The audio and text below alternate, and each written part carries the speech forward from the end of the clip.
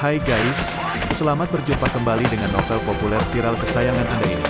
Saat ini admin ingin menghadirkan sebuah novel yang alur ceritanya sangat menarik dan seru. Novel ini berjudul Kaisar Agung Seni Bela Diri. Sebelum mengikuti keseruan ceritanya, mohon bantuan kalian untuk subscribe, like, dan share video-video yang ada di channel ini. Selamat menikmati.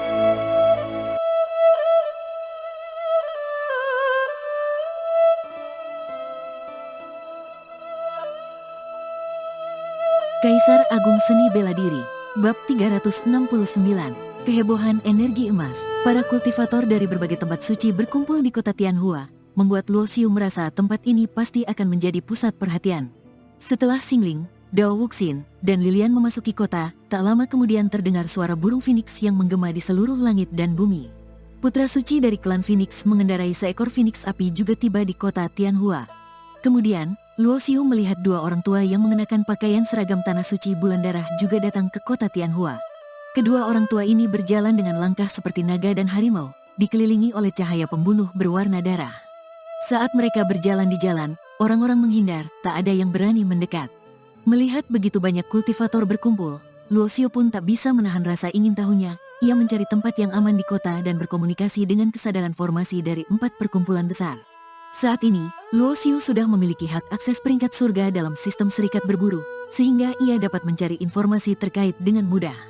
Ia percaya bahwa dengan kemampuan intelijen serikat berburu, mendapatkan informasi seperti ini tidaklah sulit. Energi emas. Ketika Luo Xiu menerima balasan dari serikat berburu, ia merasa sedikit terkejut. Orang-orang dari berbagai kekuatan berkumpul di kota Tianhua karena seseorang menemukan energi emas di sini.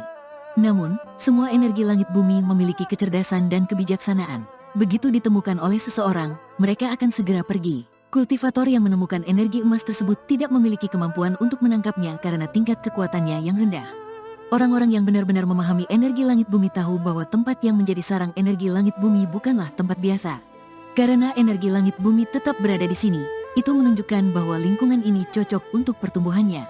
Jadi, kecuali dalam keadaan terpaksa, energi langit bumi jarang meninggalkan tempat tinggalnya.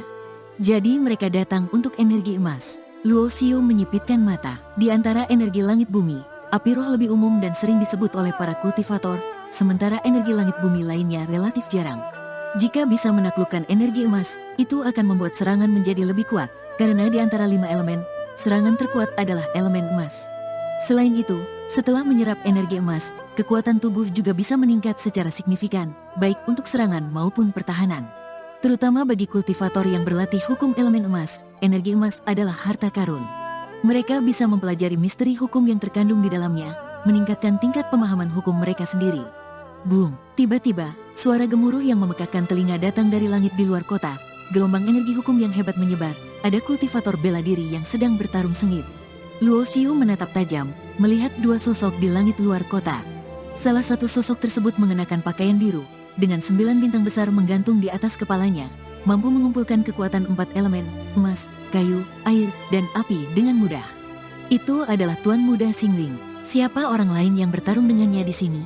Luo Xiu terkejut. Di antara generasi muda saat ini, jika tidak termasuk dirinya, Xingling adalah yang terbaik.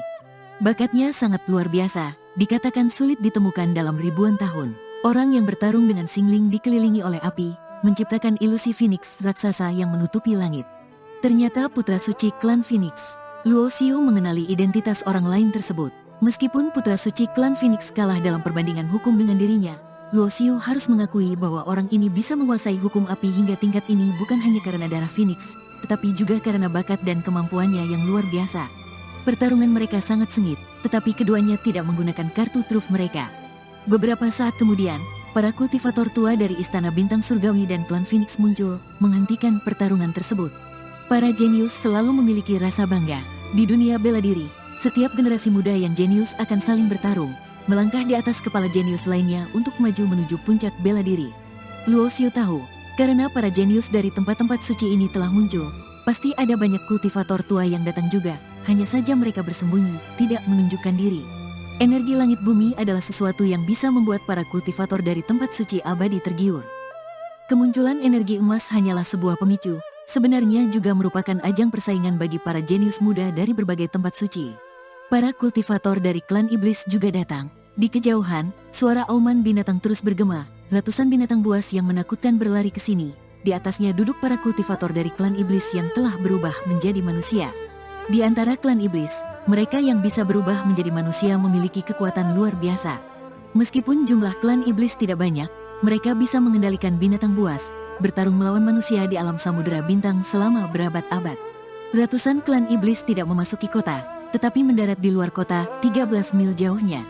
Kekuatan besar yang berkumpul membuat orang-orang di kota merasakan tekanan besar. Tiba-tiba, di ujung langit muncul kabut hitam, kapal perang melaju dengan cepat, gemuruhnya membuat langit bergetar hebat.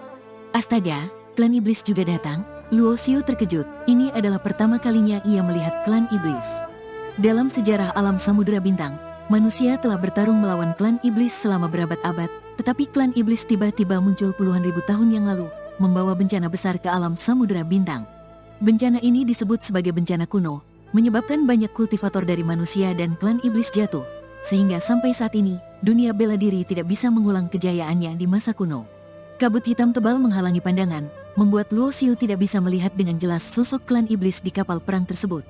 36 mil dari kota Tianhua terdapat hutan yang luas, membentang hingga perbatasan wilayah timur dan utara, mencakup area puluhan ribu mil persegi.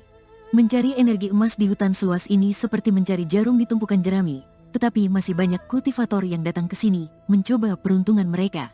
Jika beruntung mendapatkan energi emas, meskipun tidak bisa menyerapnya, menjualnya pasti akan mendapatkan harga yang sangat tinggi.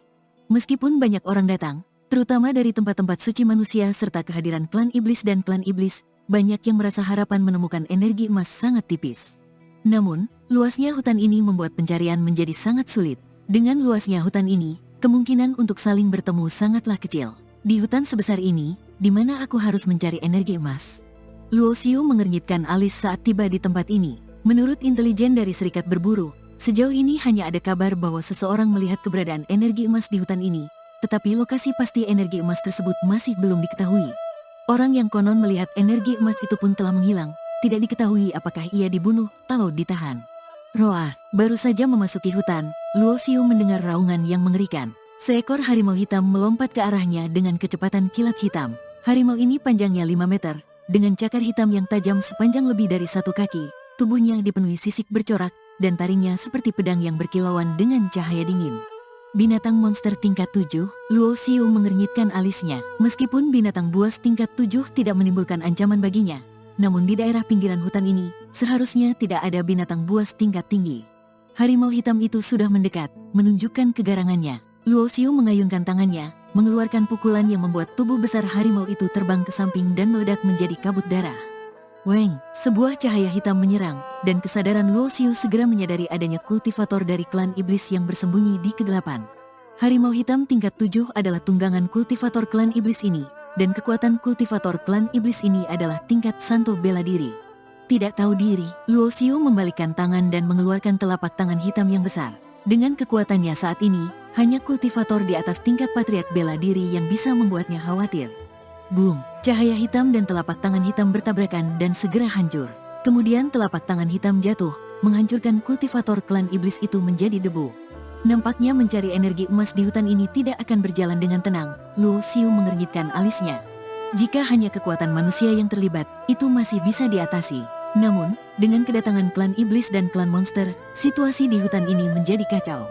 Meskipun setelah bencana kuno, manusia, iblis, dan monster menandatangani perjanjian perdamaian, membagi wilayah besar di alam samudera bintang untuk klan iblis dan monster, itu hanya menjaga kedamaian di permukaan saja.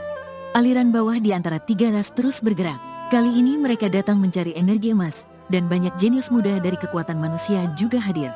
Jika mereka bisa membunuh jenius manusia, klan iblis dan monster tentu akan senang. Luo Xiu terus menjelajahi hutan, menggunakan kesadarannya untuk mencari jejak energi elemen emas. Namun, setelah 3 hari mencari, dia tidak menemukan apapun. Selama 3 hari ini, Luo Xiu juga mengalami beberapa serangan. Penyerang bukan hanya dari klan iblis dan monster, tetapi juga dari sesama kultivator manusia yang ingin merampok. Kehangatan manusia terkadang begitu dingin. Menghadapi ancaman dari 2 klan lain, mereka masih berpikiran untuk bertarung satu sama lain.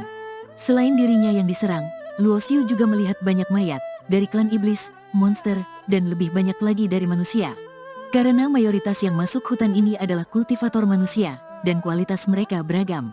Sedangkan klan iblis dan monster yang datang adalah para elit, minimal memiliki kekuatan santo bela diri tingkat menengah, termasuk beberapa kultivator tingkat patriark bela diri.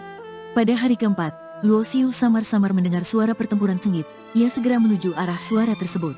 Sesaat kemudian, Luo Xiu tiba di dekat sebuah lembah kecil yang tampak biasa saja, dan mengernyitkan alis.